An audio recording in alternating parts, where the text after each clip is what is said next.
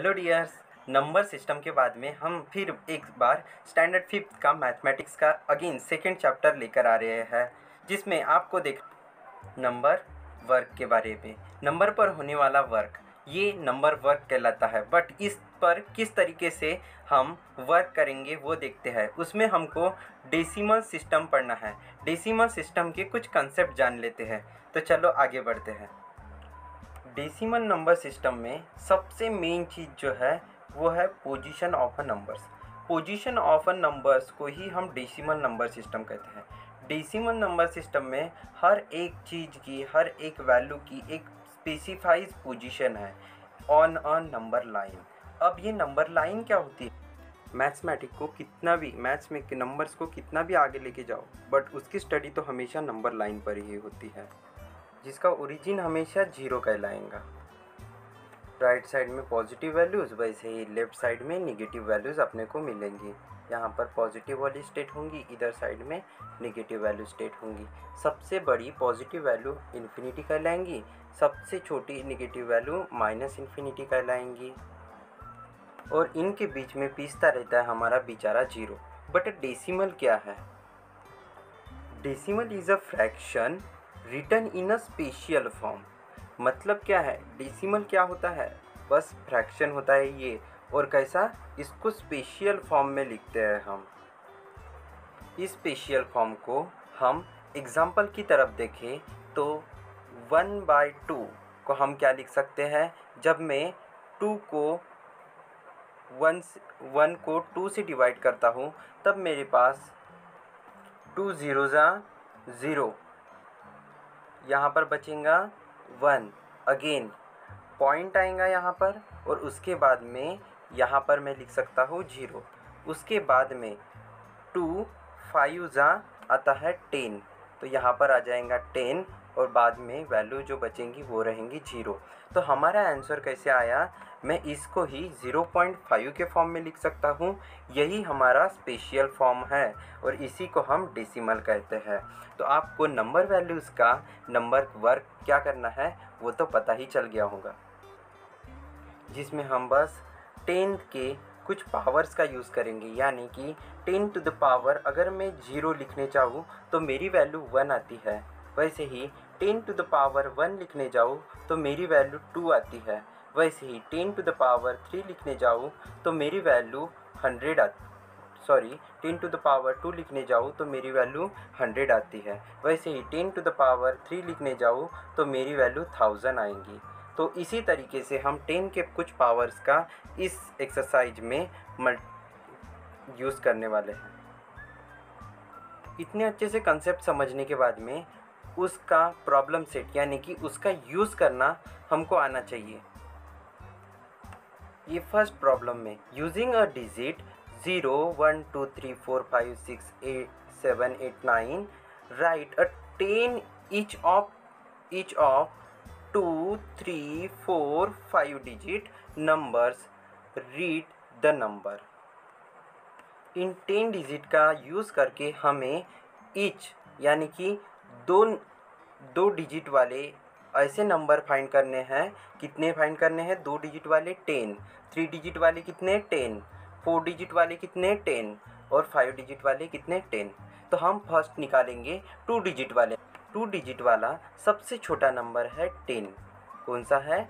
10, जिसमें 1 का और यहाँ पर ये जो 1 है उसका और ये 0, इन 2 डिजिट्स का यूज़ होता है। वैसे ही 10 से ऐसे ही हमारे पास अप टू 99 कितने नंबर्स है?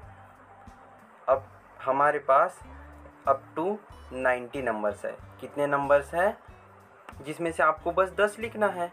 जैसे 10 एक हो गया, 11 एक हो गया, 12 एक हो गया, 13 एक हो गया, 14 15 16 17 19 20, 11 नंबर हो गए। ऐसे अब कितने लिख सकते हो? 90 नंबर्स लिख सकते हो। आपको कितने लिखने पूछा है? 10 नंबर लिखने पूछा है। सेम यूज़ हम 3 डिजिट्स के नंबर सिस्टम के लिए कर सकते हैं। 3 डिजिट्स के जब हम नंबर्स फाइंड करते रहेंगे तो हमारे पास सबसे छोटी वैल्यू क्या मिल जाएंगी? 100 मिल जाएंगी, और ये अप टू चलेगा 999। हमारे पास कितने नंबर्स मिल गए? अगेन हमारे पास 900 नंबर्स है और इसमें से आपको बस कितने लिखना है, अप टू 10 नंबर्स तक के लिखना है। ऐसे ही आप 4 डिजिट के 5 डिजिट के नंबर्स फाइंड कर सकते हैं। तो चलो बढ़ते हैं सेकंड प्रॉब्लम की तरफ, जिसमें कि देवनागरी नंबर्स और इंटरनेशनल नंबर्स, ये दो नंबर्स दिए हुए हैं और हमको नंबर इन वर्ड्स, साथ ही साथ वर्ड्स में भी कुछ नंबर्स दिए हैं। और फर्स्ट एग्जांपल तो हमें सॉल्व भी करके मिला है कि देवनागरी नंबर इस तरीके से रहेगा, हमको उसको इंटरनेशनल नंबर में कन्वर्ट करना है, साथ ही साथ नंबर इन वर्ड्स में कन्वर्ट करना है।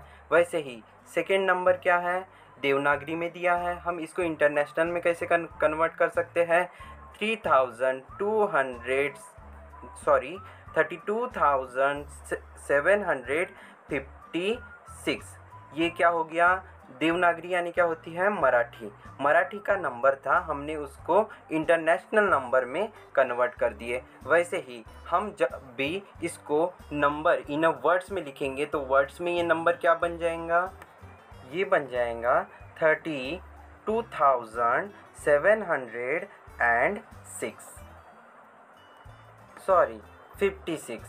मुझे लगता है आप इसी तरीके से इंटरनेशनल नंबर को देवनागरी नंबर्स में यानी मराठी नंबर्स में या फिर हिंदी नंबर्स में कन्वर्ट कर सकते हैं। साथ ही साथ ये जो नंबर इन वर्ड्स है उसमें भी कन्वर्ट कर सकते हैं। अगर नंबर इन वर्ड्स रहा उसमें उसको आपको international number as well as Devanagari numbers में भी कन्वर्ट कर पाओगे। प्रॉब्लम नंबर 3 में एक ओकेज़न का यूज़ कर रहे हैं वो, और बता रहे हैं कि अवॉइड प्लास्टिक प्रोजेक्ट, यानी कि जिला परिषद स्कूल थी और जिला परिषद स्कूल में मेड किए गए क्या, प्लास्टिक कुछ बैग्स बनाए गए और उनको बांटा गया। और ये बैग जो थे वो थे कुछ पेपर बैग्स रहते हैं, उसका यूज़ हमने करना चाहिए क्या करने के लिए, प्लास्टिक को अवॉइड करने के लिए। आप भी अपने स्कूल में या फिर कोई भी जगह पर ऐसे ही बैग्स बनाकर बांट सकते हो, जिससे कि हम क्या करेंगे, प्लास्टिक को अवॉइड करने का ट्राई कर सकते हैं। और इन जिला परिषद स्कूल के बच्चों ने इसको कहाँ पर बांटे, प्रोविज़न स्टोर, यानी जो हम सामान खरीदने जाते हैं, किराना स्टोर रहता है उसको हम प्रोविज़न स्टोर बोलते हैं, वहाँ पर बांटे। और ग्रीन ग्रोसर्स यानी कि जो हरी सब्जियाँ बेचते हैं, जो सब्जी मंडी वाले होते हैं, उनके पास में बांटे। तो जितने बैग्स बांटे उनका यहाँ पर डाटा दिया है इस टेबल में, और इसमें ही यहाँ पर क्या है, कार्पन गॉन यानी कि कोपर गॉन है, और शेव गॉन है, कजरत है और संगमनर है। इसमें इन्होंने कितने बांटे थे, इतने पेपर बैग्स बांटे। इसने शेरगॉन में इतने, कजरत में इतने और संगमनर में इतने बैग्स बांटे। हमको क्या करना है, इन नंबर्स को इन वर्ड्स में लिखना है। तो इसको मैं लिख सकता हूँ 12,000, क्या लिख सकता हूँ, 12,700, क्या लिखूँगा, 12,740 क्या लिखूँगा, 12,740। ऐसे लिख सकता हूँ। इसको क्या लिख सकता हूँ, 28,095। देखो 100 वाला कॉलम खाली, 100 की जगह पर क्या लिखा है, वहाँ पर 0। इस तरीके से मैं ये कजरत का भी लिख सकता हूँ और सरगमनर का भी लिख सकता हूँ। फोर्थ प्रॉब्लम क्या बोल रहा है, how many rupee do they make, यानी कि अगर मेरे पास 20 नोट्स है किसके, 1000 रुपये के, तो मैं क्या करूँगा, 20 इंटू 1000 करूँगा, जिससे मेरे को क्या वैल्यू मिल रही है, 20,000 मिलेंगी। कितनी मिलेंगी, 20,000 मिलेंगी। क्या बोल रहा है, 5 नोट कितने के हैं, 100 के हैं, तो 5 नोट हैं, 5 इंटू 100 कर दूँगा तो मेरे को कितने मिल जाएंगे, 500 मिल जाएंगे। यहाँ से 500 मिल गए। अगेन 14 नोट्स है कितने के, मेरे पास 10 के 14 नोट्स है। यहाँ से मेरे को 14 इंटू 2 करूँगा, 14 इंटू कितना करूँगा, 10 करूँगा। यहाँ पर मेरे को कितने मिल जाएंगे, 140 रुपीज़ मिल जाएंगे। बाद में मैं इसका क्या कर दूँगा, सिंपल प्लस कर दूँगा, तो मेरे को वैल्यू क्या मिलने वाली है, 20,500 या फिर 640। ऐसी मेरे पास इसका प्लस करने के बाद में एक वैल्यू मिलेंगी। यही हमारा क्या होने वाला है, आंसर होने वाला है। सेम तरीके से आप ये सेकेंड प्रॉब्लम बना सकते हो। तो हमारा फोर्थ प्रॉब्लम भी कंप्लीट हो गया। अब बढ़ते हैं फिफ्थ प्रॉब्लम की तरफ। देखो फिफ्थ प्रॉब्लम बोल रहा क्या है, वहाँ पर उसने 5 डिजिट्स देकर रखे हैं। ये क्या है, डिजिट्स है। और इससे हमको क्या बनाना है, बिगेस्ट नंबर, जो कि इन्हीं 5 नंबर्स का यूज़ करके, और हर एक नंबर को बस एक बार यूज़ कर सकता हूँ। Biggest number and smallest number, और कितने डिजिट का होना चाहिए, 5 डिजिट का। देखो इसमें एक सिंपल सी चीज़ यूज़ होती है। हम क्या लिखेंगे, सबसे पहले अगर मुझे बिगेस्ट नंबर बनाना है तो इन वैल्यू में से सबसे बड़ी वैल्यू फाइंड करना पड़ेगा। सबसे बड़ी वैल्यू क्या है मेरे पास में, 7 है वहाँ पर। अगेन उससे छोटी वैल्यू क्या है, 5 है। अगेन उससे छोटी वैल्यू क्या है, 4 है। उससे छोटी वैल्यू क्या है, 3 है। उससे छोटी वैल्यू क्या है, 0 है। तो इस तरीके से मैं क्या करता हूँ, डिसेंडिंग ऑर्डर में अपनी एक वैल्यू बनाते जाता हूँ। इस तरह से बड़ी से छोटी वैल्यू करते जाएंगे, यानी कि डिसेंडिंग ऑर्डर में जाएंगे तो हमें हमेशा बिगर वैल्यू मिलेंगी। अगर हमें छोटी वैल्यू निकालनी है तो हम क्या करेंगे, सबसे पहले लिखेंगे सबसे छोटा जो डिजिट है, यानी मेरे पास क्या है, 0 है, तो मैं यहाँ पर 0 लिख दूँगा, जिससे मुझे छोटी वैल्यू मिलने में बड़ी आसानी हो जाएगी। उससे थोड़ा बड़ा डिजिट, यानी मेरे पास में है 3। उससे थोड़ा डिजिट बड़ा मेरे पास में है 4। उससे थोड़ा बड़ा डिजिट, उसके बाद में है मेरे पास 5, और उससे बाद में मेरे पास है 7। ये क्या हो जाएंगी, इन 5 डिजिट से मिलकर बनने वाली सबसे छोटी वैल्यू बन जाएंगी। तो इस तरीके से आप छोटी भी वैल्यू निकाल सकते हैं और बड़ी भी वैल्यू निकाल सकते हैं। ये मैंने आपको बता दिया।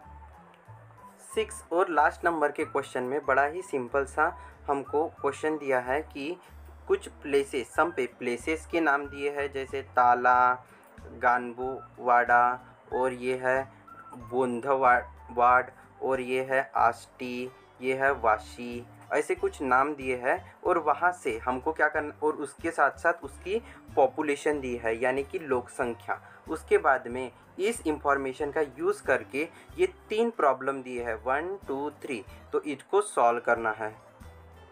अब इसमें क्या बोल रहा है, ग्रेटेस्ट पॉपुलेशन, यानी सबसे ज़्यादा पॉपुलेशन कौन से ये जो शहर के नाम दिए हैं, सिटी के नाम दिए हैं, या फिर प्लेस के नाम दिए हैं, वहाँ से फाइंड करना है। तो आपको इन वैल्यूज़ में से, इन 9 वैल्यूज़ में से सबसे बड़ी वैल्यू जो दिख रही है उसके सामने का यहाँ पर नाम लिखना है, साथ ही साथ उसकी पॉपुलेशन भी लिख देनी है। तो मुझे तो यहाँ पर दिख रहा है कि वाशी का 92,000 जो कि ग्रेटेस्ट है वो दिख रहा है।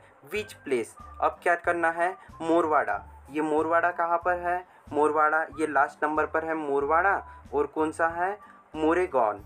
मोरेगॉन में इन दोनों में से आपको बड़ी वैल्यू कौन सी लग रही है वो फाइंड करनी है, और इसके सामने लिख देना है कि ग्रेटेस्ट वैल्यू इसकी, ग्रेटेस्ट पॉपुलेशन इसकी है।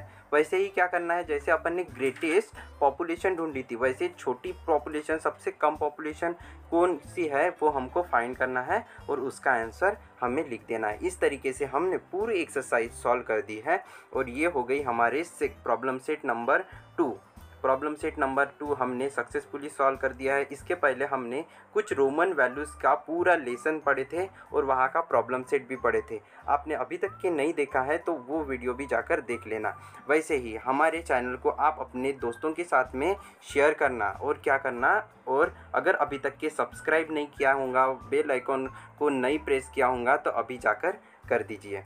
तब तक के लिए खुश रहिए, हंसते रहिए, मुस्कुराते रहिए, और जय हिंद, जय महाराष्ट्र।